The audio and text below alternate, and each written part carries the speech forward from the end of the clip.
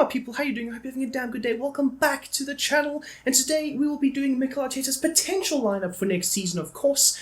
The 3-1-2-1-3 formation. Now, this is a concept that my friend and I came up with.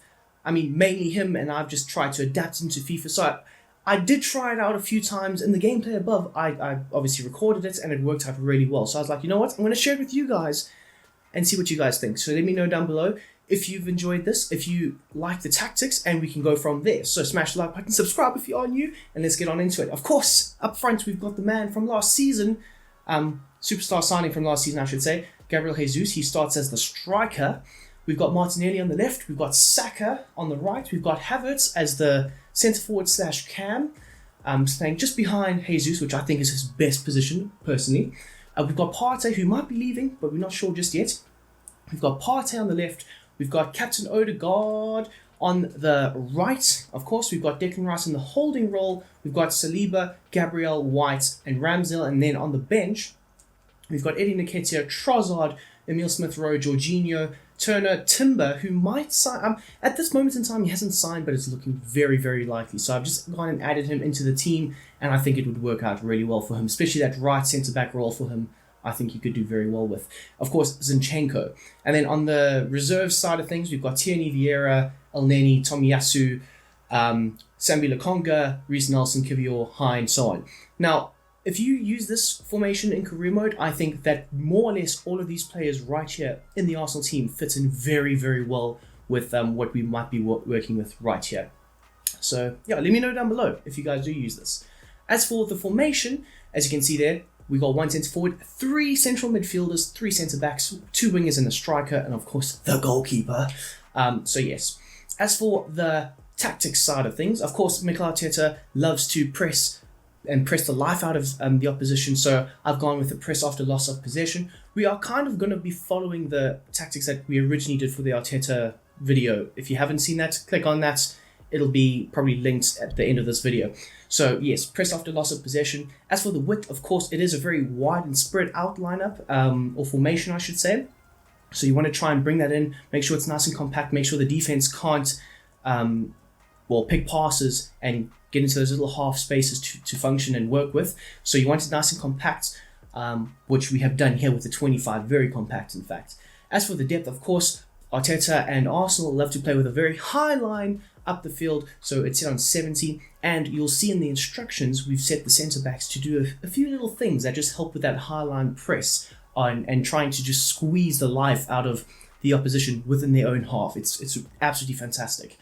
As for the offensive build-up, we've got slow build-up and possession. Of course, Arteta and Arsenal, they love just to maintain the ball, work it around. They don't need to be hasty with it. They don't need to just fire in a potential opportunity. They'll wait. They'll pass it around. They'll look for that little half space, the movements, everything. So, of course, chance creation is set on possession.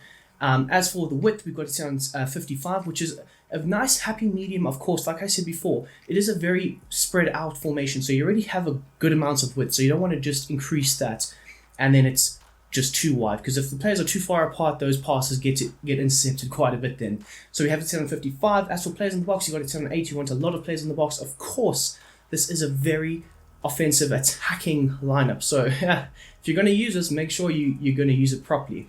And then as for corners and free kicks, they are both set on 4.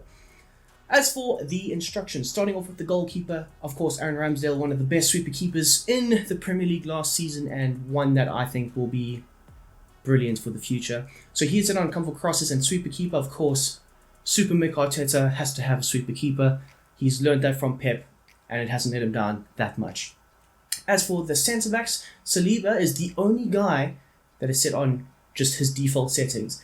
As for Gabriel, he's set on join the attack and step up. So of course he will be making the little mazy run from time to time into the midfield, working his way up, making a little bit more of a platform with Declan Rice for the offense to build off of, as well as the likes of Ben White, who played as a right back last season. I think his best position is probably the centre back role, but more specifically the right centre back role. I think that suits him like hand in glove fit right there. He's got the same instructions, and he will be looking to do more or less of the same of what Gabriel does. So it'll be Saliba as your most deep player when you're Well, when you have the ball and when you're attacking. Okay, moving up. As for the DM/central midfielder, the most centre of the midfield, Declan Rice, the new £105 million signing. Wow, that's a lot of money. He is set on stay back while attacking and cover centre. Now, you can put him on free roam, but I think it gets him a bit more confused with the likes of Partey, and you don't really want him in Partey, like, interchanging positions that much and all of that. You want him just to be able to protect the likes of Saliba, because if Gabriel steps up and steps out of position, you want Declan Rice to, like, more or less shift into that role. And also, you want him to collect the ball from the likes of Saliba, Gabriel, or White, and play it into the likes of Partey or Odegaard or so on. And obviously, he's a world-class player when he does things like that. So, that is the role for Declan Rice. As for Thomas Partey, you want him to stay back while attacking. This is why I said you don't really want to put Rice on free roll or free roam, because it will confuse him in Partey, and you don't want that. So Partey will also be providing a little bit more defensive coverage for the defense, of course. He is also set to stay on the edge of the box. He will be collecting the ball with the likes of Martin Odegaard and recycling possession, waiting patiently for those opportunities to arrive in the box. And he is set on aggressive interceptions. Now, that is just a personal choice, because I know, and I've heard from a lot of Arsenal fans, that Partey is a very aggressive man when it comes to the tackle, and he likes to, get a bit more involved defensively. So just for more personality trait-wise, I've put him on aggressive interceptions. And then, of course, he is on free roam. So, like I say, you can't have two, because then, they tend to just mix up, and it's not great. So, yes. As for, if it allows me to do it, Odegaard, there we go, Odegaard. He is set on balance, so he's going to be more or less your box-to-box midfielder. Him and Kai Havertz in the game above really did combine really well with the little 1-2 passes, little round the corner flicks, so on. And I think we'll be seeing a lot more of that next season, to be honest. But stay on the edge of the box, like I say, he's going to recycle the possession alongside Partey. He is also on free roam, and that is that for the captain. As for the centre forward / cam, he's set as a centre forward, set to stay central, so he's going to be a focal point in the middle. And what I like though is him and Jesus, like, he was obviously the focal point, and Jesus was bouncing off of him, and that's what you love to see, because that's what gets the best out of Gabriel Jesus, in my opinion. So he is set on stay central. You can have him as a target man, but I've just set him on mixed, because you don't really want him just to have one specific role. The whole point of Kai Havertz is he doesn't really have a position. He's very positionless, and that's how you get the best out of him with a mixed attack. So default. And then, of course, you have him on a basic defensive support. You want him up top with the likes of Jesus, Martinelli, and Saka. Now, speaking of Saka and Martinelli, they are set on the exact same set of instructions. Don't you worry. They're both set on come back on defense, stay wide, get in behind, and get into the box. Of course, you want them hugging the touchline, providing space for your midfield to operate into, as well as providing space for Havertz and Jesus.